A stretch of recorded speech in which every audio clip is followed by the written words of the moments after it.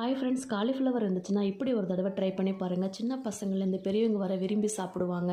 வாங்க அதை எப்படி செய்கிறதுன்னு பார்க்கலாம். நான் காலிஃப்ளவர் கட் பண்ணி சுடு தண்ணியில் போட்டு வாஷ் பண்ணி வச்சுருக்கேன். இது மிக்ஸி சாரில் சேர்த்து இது நல்லா கொரகொரப்பாக இந்த மாதிரி அரைச்சி எடுத்துக்கலாம். இப்போ ஒரு பாத்திரத்தில் மாற்றிக்கலாம்.